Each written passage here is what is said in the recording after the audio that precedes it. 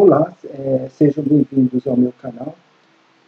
Vou falar hoje de mais um texto que se localiza na apostila do aluno, volume 2, referente aos segundos anos do ensino médio. Dessa vez, o texto a ser tratado tem o título de Bioética. Ele está entre as páginas 32 e 34 do caderno do aluno. A bioética é um novo ramo de pesquisa que se abre, ele é relativamente recente. Muitas pessoas se referem à bioética como uma ética aplicada à reflexão dos procedimentos das pesquisas médicas, basicamente das pesquisas médicas e biológicas. São pesquisas que dizem respeito tanto à manutenção, quanto à conservação e ao prolongamento da vida humana. A bioética é considerada um novo ramo da filosofia que se abre, um novo ramo não só de pesquisas, mas de trabalhos. Nos Estados Unidos, hospitais requerem serviços de pessoas formadas em filosofia para trabalhar com questões que são, no mínimo, polêmicas. Por exemplo, a questão de que se a vida pode ou não ser preservada à custa de máquinas artificiais, ou se ela tem que ser encerrada porque porque as pessoas estão sendo mantidas vivas apenas por meio de máquinas, né? Nessa questão a gente dá o nome de eutanásia. Mas voltando ao nosso texto aqui, ele localiza a bioética em seu início por volta da década de 70 do século passado. Por que essa data? Porque a partir da segunda metade do século XX, a medicina começou a experimentar progressos cada vez mais profundos e de forma cada vez mais vertiginosa. Então, as pesquisas para as curas de vários tipos de doença sofreram um salto quantitativo e qualitativo muito grande. E todos esses avanços, eles suscitam reflexões éticas que a própria ciência não faz, ou porque ela não é capaz de fazer, ou porque não interessa especificamente a ciência fazer, ou por simples falta de tempo. Ou seja, o cientista está preocupado simplesmente em pesquisar novas técnicas que prolonguem cada vez mais a vida. Só que muitas dessas técnicas podem gerar algum problema ético, algum problema moral. Muitas vezes essas pesquisas elas podem atingir e ir contra questões como direitos humanos. Algumas pesquisas atentam contra a dignidade humana. Então, é basicamente sobre isso que a bioética trata. A bioética ela trata, vamos dizer assim, da relação médico-paciente. A bioética trata dos procedimentos científicos, verificando se eles são éticos ou não. O texto ele dá uma série de informações. Por exemplo, há uma informação sobre o teste de Lübeck, feito em 1930, em cerca de 100 crianças, era um teste que visava testar a eficácia da vacina BCG. Nesse teste, que era um teste experimental, então as crianças foram usadas basicamente como cobaias. 75 crianças morreram. Né? Então a questão ética que se levanta é, mesmo sabendo que você está sendo submetido a uma vacina, a um procedimento médico que não tem eficácia comprovada ainda. Ou seja, mesmo sabendo que você corre vários riscos, será que o procedimento dessas pesquisas em seres humanos é um procedimento ético? Então, ou então, ao invés de seres humanos, nós vamos substituí-los por animais. Né? Hoje em dia é muito contestada o teste de medicamentos em animais, né? Porque, afinal de contas, eles são seres vivos e isso atenta contra valores éticos que são fundamentais, não só a espécie humana, como a qualquer ser vivo. Então, a bioética, ela trata dessas questões. Uma outra questão importante que o texto sobre a bioética fala é quanto a quem tem acesso às pesquisas mais avançadas da medicina.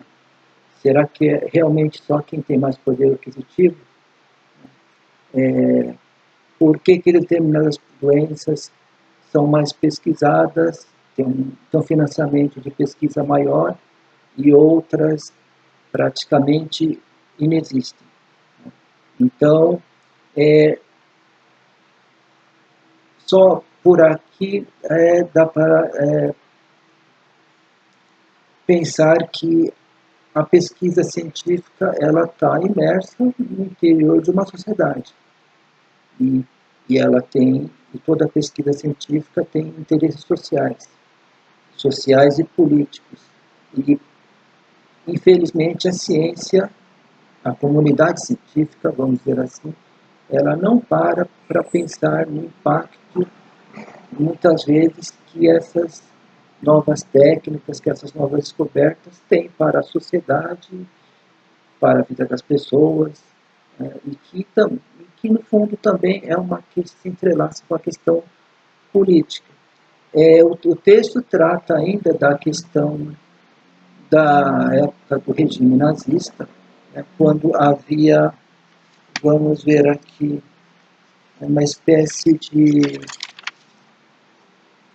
tribunal de saúde hereditária, criada pelo governo nazista, que visava eliminar aquelas pessoas consideradas como doentes incuráveis. Né? Isso também é um conceito altamente problemático. O que seria um doente incurável no regime nazista? Seria aquela pessoa que é incapaz de preencher os requisitos e os padrões da raça pura apregoada pelo regime nazista. Você pode trazer esse conceito de doentes incuráveis para quaisquer outras épocas da história. Isso transcende a questão do regime nazista. Do meu ponto de vista, por que o texto sobre bioética traz esse tema do regime nazista? Porque as questões levantadas, pesquisadas pela ciência, elas ultrapassam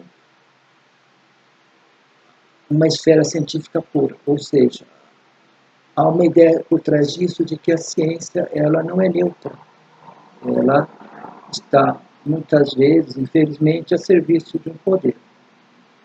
E ao invés dela ser benéfica para a maioria das pessoas, ela pode causar graves danos e ela pode auxiliar, ser uma ferramenta auxiliar a favor de políticas perversas para a humanidade. Então, isso a bioética tenta chamar a atenção também. Não só a bioética, mas vários outros ramos da filosofia fazem essa reflexão da relação, da concepção do que é uma ciência, do que é a ciência, do que é a atividade científica, e da relação, das relações perigosas que a ciência tem com o poder. O texto também cita o impacto que novas descobertas da medicina acarretam na sociedade e no próprio modo de encarar, vamos dizer assim, os papéis sociais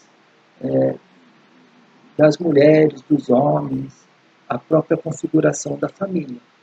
Então, na década de 60, nos Estados Unidos, foi descoberto, concebido o primeiro anticoncepcional feminino. Ora, que tipo de impacto isso trouxe, segundo o texto? O impacto da revisão da relação da mulher com a maternidade. Então, a pílula é um meio que dá a possibilidade da mulher de ser mãe, por exemplo, mais tarde, ou de controlar sua maternidade. Toda a vida da mulher é ressignificada por meio dessa descoberta de um método anticoncepcional feminino.